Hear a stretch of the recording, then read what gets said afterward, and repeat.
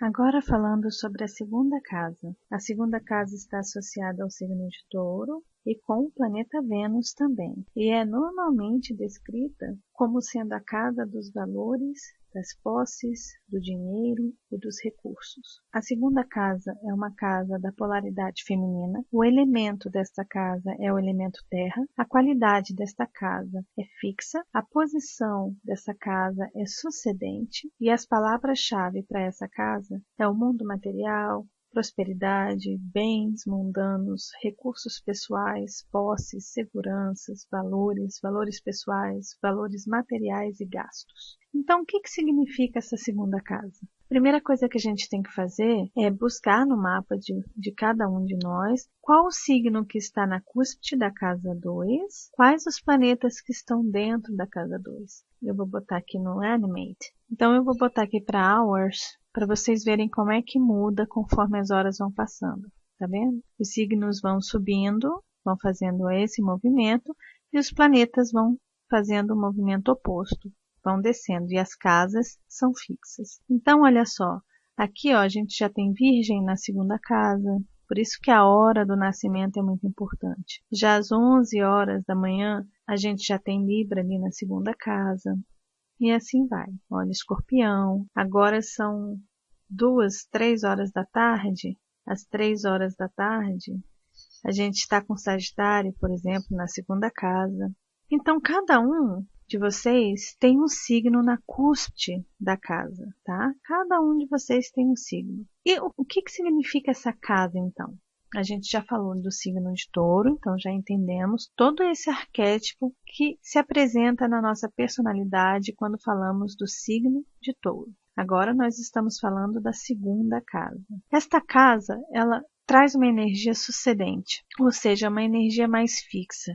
É uma energia em que o movimento dela é lento, é devagar. As coisas acontecem de forma devagar aqui. Na verdade, a energia dessa casa é uma energia propícia para o crescimento, para a construção. Para se conseguir fazer um bolo, por exemplo, precisa de tempo para poder preparar a massa, para descansar a massa, para poder colocar no forno, esquentar o forno, assar o bolo, para depois desenformar esse bolo e depois esfriar para depois poder comer. Se não existisse essa energia sucedente fixa na casa 2, não seria possível a gente construir nada. Então, já entendemos que a energia dessa casa é bem diferente da casa 1 que a gente viu há pouco. Essa energia, ela incita, né? Ela leva ao movimento. Já essa aqui já pede calma, já pede para parar, já pede tempo, calma. Vamos fazer etapa por etapa.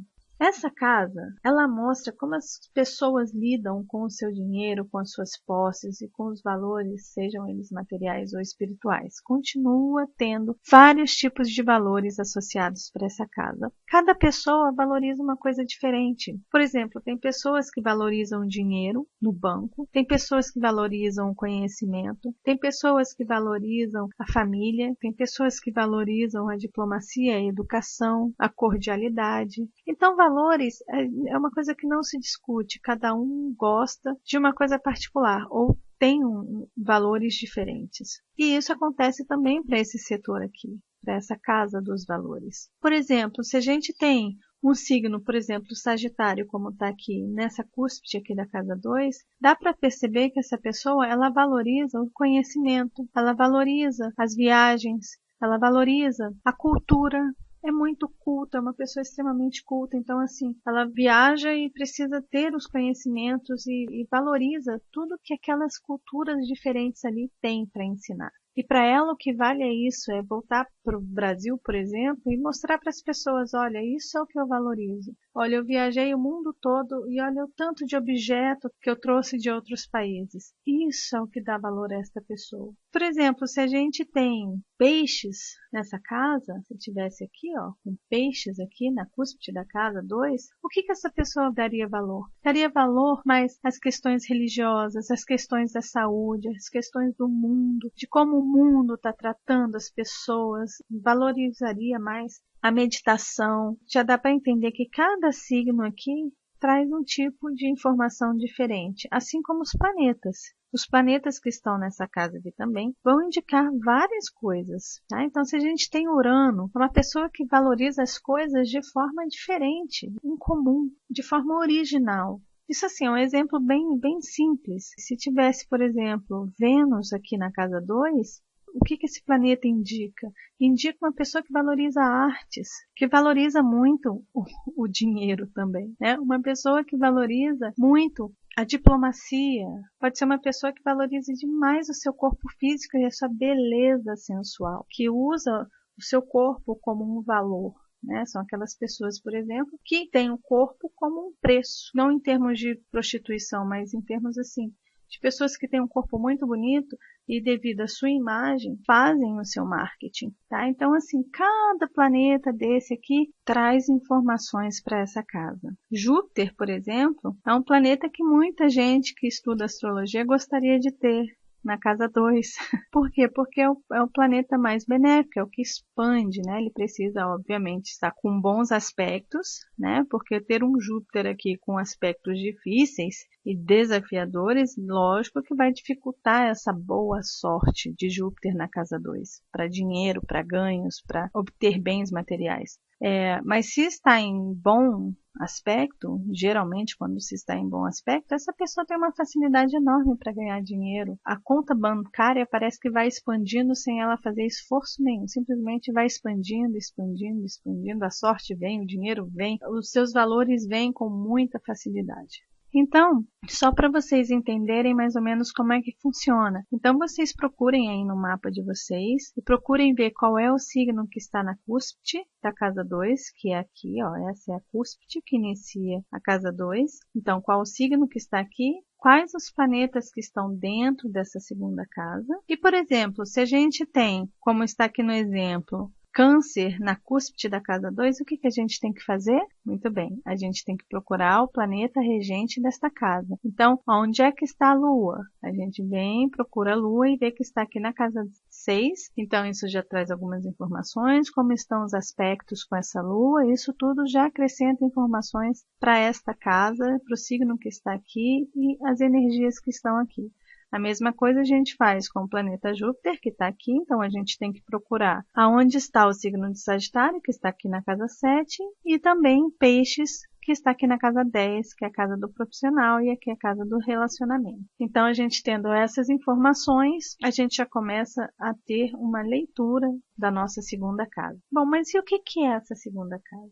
Essa segunda casa representa os nossos valores, como já foi dito, os nossos talentos. Quais os talentos naturais que nós temos? Está representado aqui na segunda casa. Então, por exemplo, se uma pessoa tem gêmeos nessa segunda casa, um talento natural que essa pessoa possa vir a ter é a boa comunicação, é o bom convívio com os seus vizinhos, que conversa com todo mundo, que fala desde o presidente da empresa até o lixeiro passa ali na frente da rua da pessoa, é uma pessoa muito comunicativa e que lida muito bem com tudo e todos, que conversa sobre tudo e sobre todos os assuntos. Então é isso, esse é o talento natural dessa pessoa, é a comunicação, às vezes a escrita, às vezes pode ser o tocar um instrumento, né? Porque Gêmeos rege as mãos, rege os dedos, então tocar um belo instrumento é um talento natural que a pessoa tem. E também ela vai dar muito mais valor às pessoas, por exemplo, que passam informações do que aquelas que são muito sentimentais. E é importante citar também que essa segunda casa, ela inclui seu senso de valor próprio e autoestima. Então, por exemplo, se uma pessoa tem alguns planetas aqui e está tudo muito desafiador para essa pessoa, às vezes ela tem uma luta durante uma vida inteira para aprender a se autovalorizar, a se dar importância, a pertencer ao mundo físico e material. Às vezes, por exemplo, quando se tem peixes, por exemplo, aqui na segunda casa, a pessoa perde a noção de valores, né? Se perde, porque peixes é um signo de água, mas água para peixes é como se fosse um vapor, não tem muita forma, é muito intangível. E quando a gente coloca esse signo ali na segunda casa, que é uma casa completamente tangível, materialista, de matéria mesmo, sólida, isso dá um certo desafio para aquela pessoa. Ou pode servir para a pessoa se soltar para o mundo e não ficar tão presa aos bens materiais e às coisas materiais, ou o inverso disso também. Pode ser que essa pessoa precise aprender a dar valor às suas coisas, inclusive à sua matéria. Então, geralmente quem tem peixes ali na casa 2 não está nem aí para o seu corpo físico, não está nem aí para os seus cuidados físicos, para a sua saúde, para nada, entendeu? Não valoriza, simplesmente é uma bobagem, né? Valorizar o seu corpo e se dar importância e ter uma autoestima. Isso às vezes acontece. Então, essa casa também inclui o senso de valor próprio e de autoestima.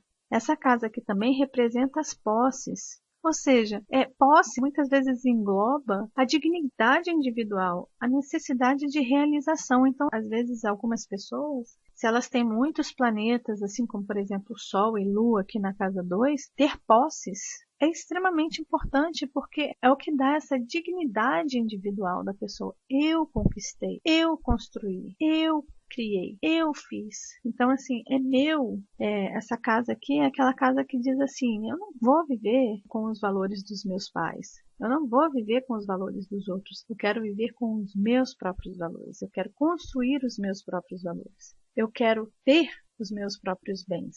Eu quero ter as minhas posses. Posse, meu, possessividade. Essa casa está relacionada a posses. Então, essa segunda casa, ela também descreve os nossos bens, os nossos recursos, como a gente lida com os nossos bens, se a gente dá valor, se a gente não dá, com o nosso dinheiro, se a gente perde dinheiro fácil, se a gente ganha dinheiro fácil, como é mais ou menos o rendimento dessa pessoa.